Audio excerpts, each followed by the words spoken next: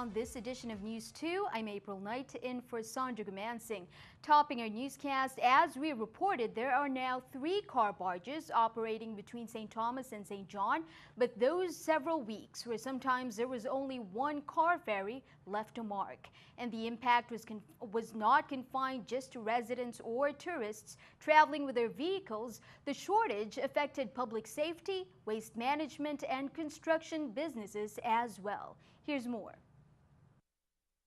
The recent stretch of car barge shortage between St. Thomas and St. John revealed just how critical the service is for St. John's survival. On Monday, representatives from the public and private sector gathered at the Legislative Building on St. John, detailing how the shortage impacted them. According to VI Hotel and Tourism Association President Lisa Hamilton, one member of their organization called it a complete disaster, citing delays in the delivery of critical items, including food, beverage, and gas. The company Heavy Materials, which deals in construction and concrete, said the barge issues affected their ready-mix concrete deliveries to St. John, which represents 30% of the total production volume on St. Thomas. Ready-mix concrete loads have been delayed or rejected, being loaded at the Red Hook barge terminal, causing trucks to return fully loaded to the plant, and the product being discarded. Public safety is also put at risk as VIPD's operations were also affected by the lack of car ferries. The St. John police vehicles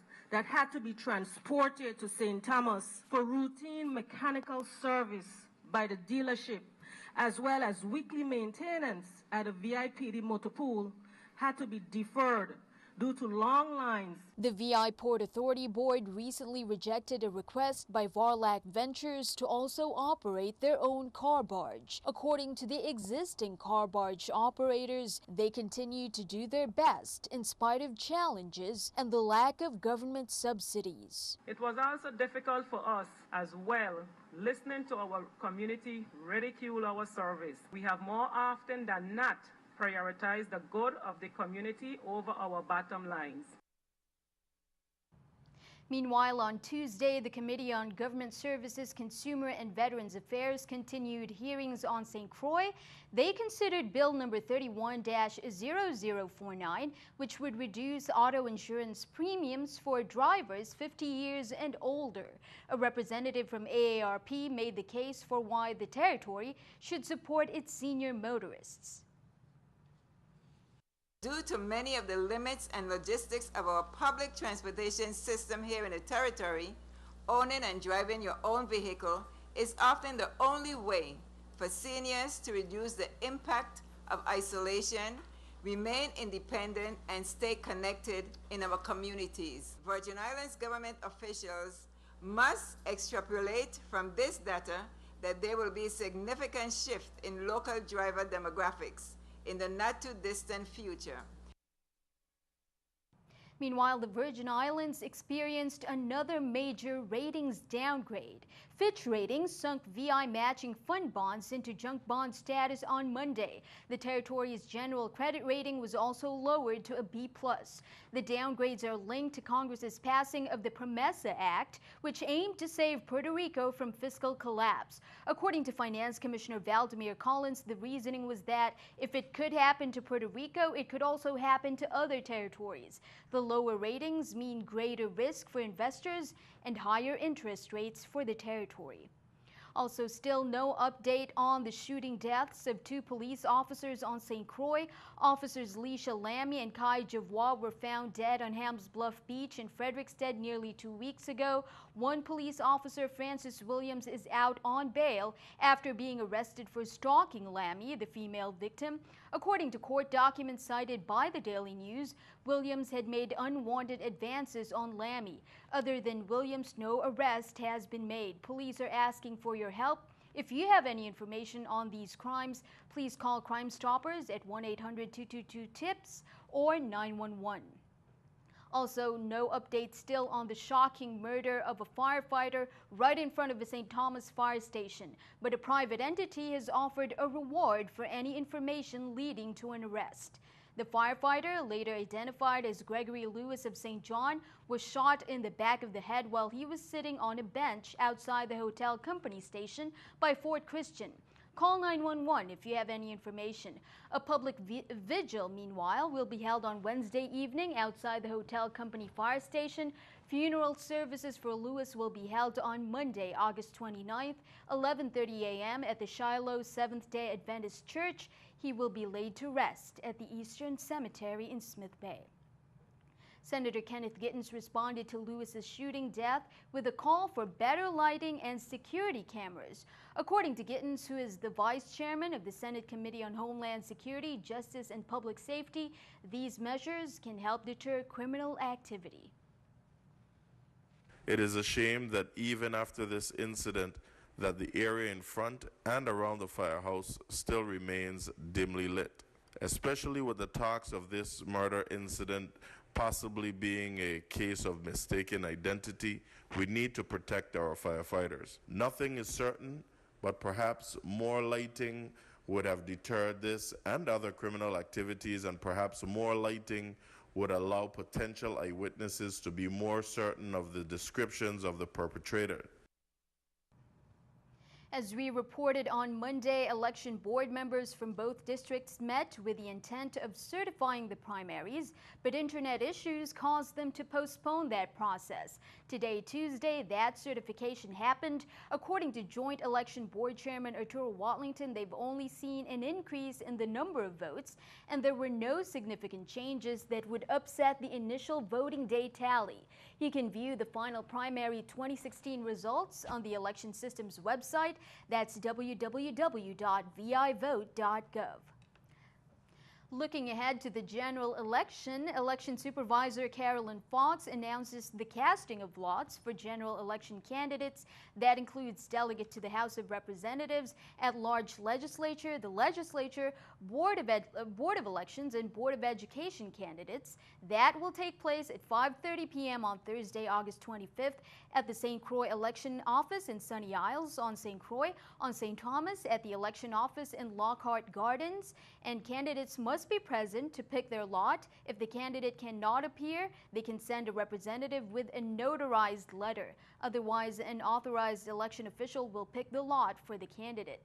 The VI Republican Party, meanwhile, and their congressional nominee Gordon Ackley filed a complaint with the district court today, Tuesday, for a temporary restraining order against the election board, the election system, and election supervisor Fox.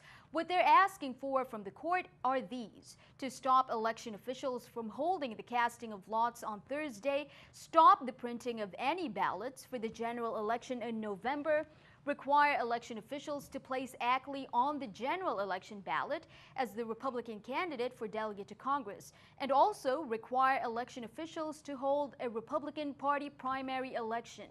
Joint Election Board Chairman Arturo Watlington has already stated that Ackley filed for candidacy late and that the board is not required to act in any way when Ackley informed them that he was running as a write-in in the primaries. Well, there's been a bit of controversy surrounding the candidacy of controversial former St. Croix Senator Alicia Chucky Hansen, and a lot of it involves her legal name, which according to some complainants, Hansen has not used in years. The Democratic Party of the Virgin Islands brought the matter to election officials. Joint Election Board Chairman Watlington gives us his take on the matter. It is an issue for Ms. Fox to respond to, and we are very confident that she will respond to it adequately. Personally, I think it's a non-issue, and I believe some of the other members, including member Lydia Hendricks, expressed that same position quite clearly after we reviewed all the documents that accompanied the Democratic Party's letter. Her Social Security card said Alicia Hansen. Her passport, which is issued by the U.S. government, said Alicia Hansen. Her registration card, which was issued in 1972, says Alicia Hansen. So to us, it's not an issue of identity. It's not an issue of any qualification.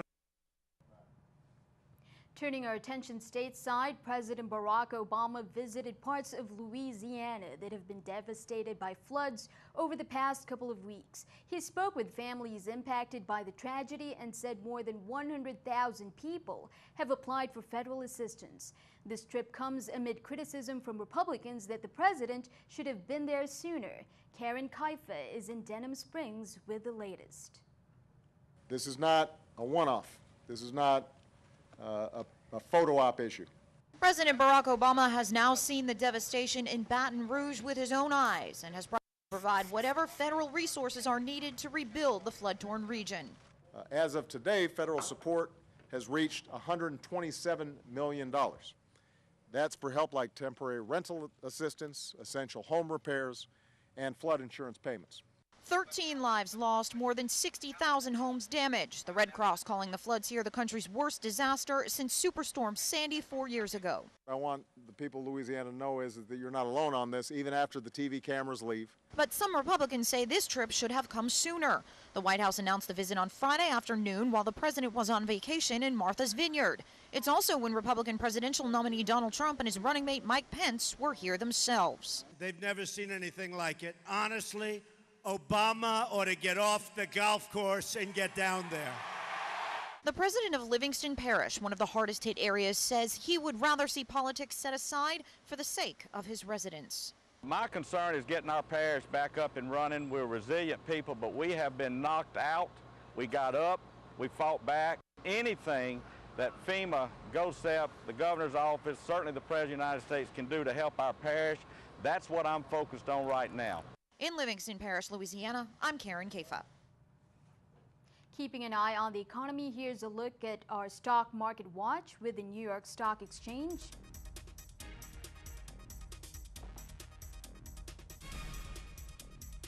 As you can see, everything up. The Dow 17, NASDAQ 15, S&P 4. Coming up on News 2, some more back-to-school news for students, parents, and staff. Plus, updates on that tropical wave that's expected to affect the Virgin Islands throughout the next few days. We'll be right back.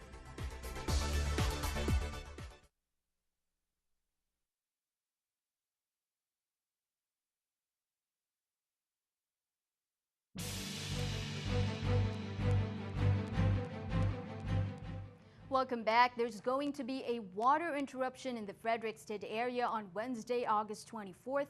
That's according to WAPA. The interruption will occur from 8 p.m. to midnight.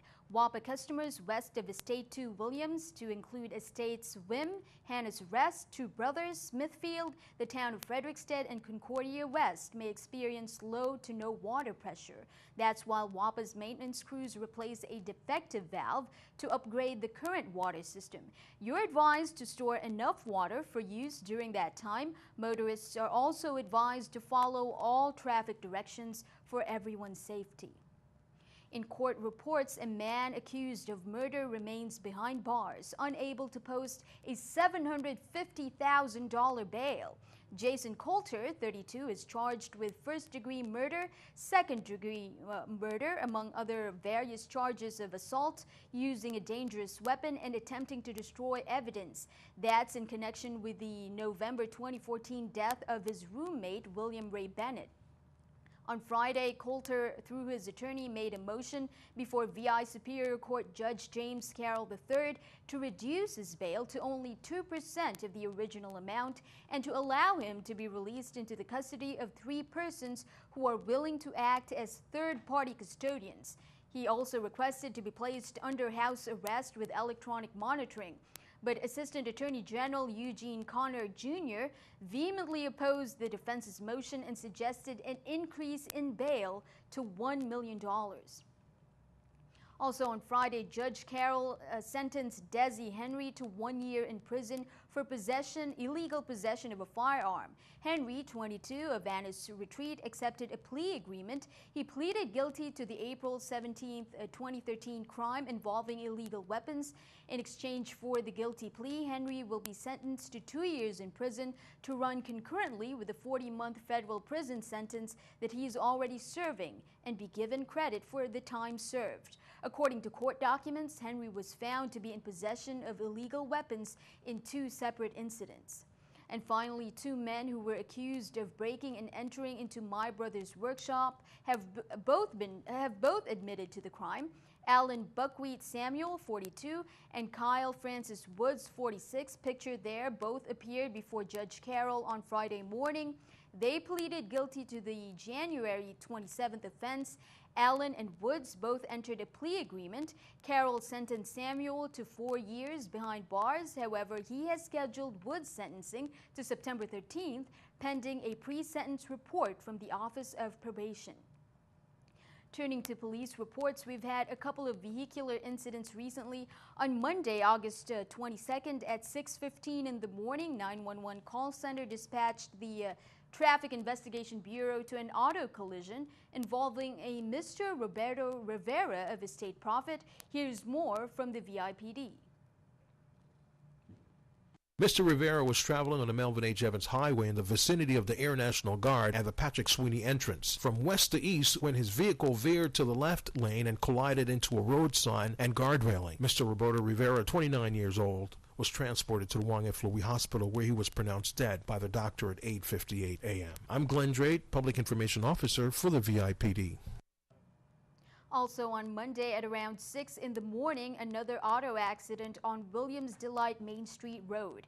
There was a vehicle that was traveling southbound and crashed. Preliminary investigation revealed the driver of the vehicle was overtaking another vehicle and lost control. He collided with a chain link fence, a pole, and flipped over a parked vehicle and landed on the driver's side of that vehicle. The victim, 33-year-old Samaid Morris, was taken to Wang Lui Hospital by ambulance, where he was pronounced dead at 7:27 p.m.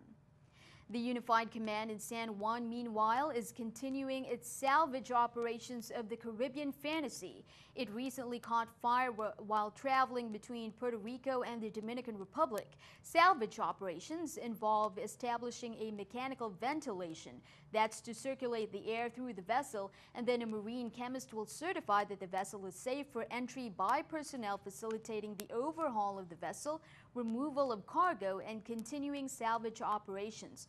Ardent, the responding salvage company, is developing a heavy weather mooring plan for the vessel. The U.S. Coast Guard maintains a 100-yard safety zone around the vessel, and the Unified Command is also developing an assessment and disposal plan for potential hazardous and non-hazardous waste. As the Zika outbreak continues to unfold in Latin America, the Caribbean, and the United States, one company has announced that it's selling rapid Zika tests in the Caribbean, including the United States Virgin Islands. Chem Biodiagnostics, a Medford, New York-based company, said the tests would be sold exclusively by a company called Isla Lab Caribbean in 25 countries. The agreement also covers tests for chikungunya and dengue, but these are still pending regulatory approval.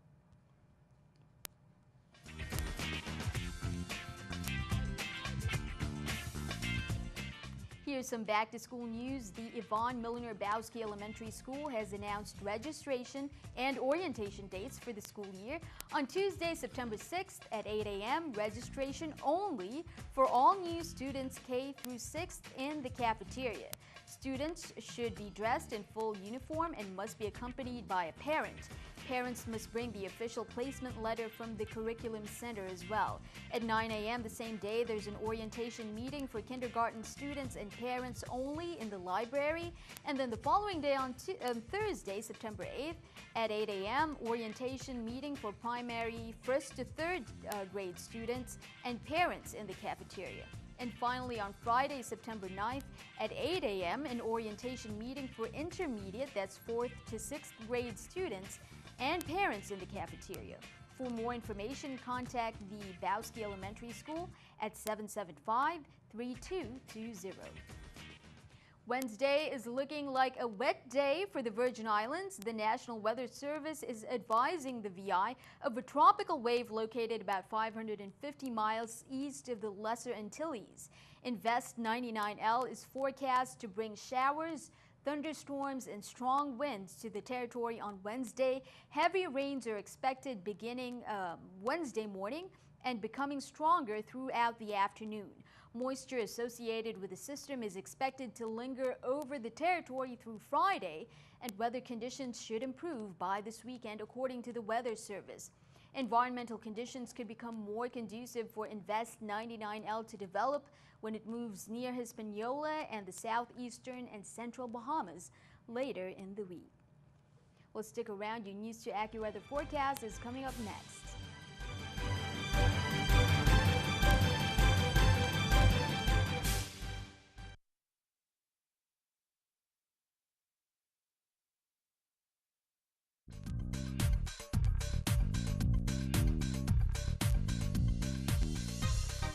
Well, tonight is sort of the calm before the storm. This is a tropical wave, not expected to become a depression, at least not within the next 12 to 24 hours, but name or no name, it's going to produce some gusty winds, soaking rain, and some rough surf in the area starting tomorrow morning and continuing all the way through the day on Thursday. Here's the latest satellite estimated radar. Look how widespread this rainfall is, and look how wide this wave is as well. Even though it's moving fairly quickly off to the west, the size of this system is the reason that it's going to stay unsettled for so long. By the time we get to Thursday afternoon, parts of our area could see upwards of 3 inches of rainfall, so areas that are prone to flooding and mudslides definitely need to be careful. Wider view of the satellite picture shows again the breadth of that first tropical wave, and you can just sort of make out the edge of Tropical Storm Gaston. Not going to be a direct impact to our area, at least not anytime soon. It should actually pass well off to the north and curve off to the east of Bermuda, so we'll miss that one. This is the system that we're much more concerned about, especially in the near term. Could be a shower or two tonight, nothing heavy yet. Temperatures will stay in the low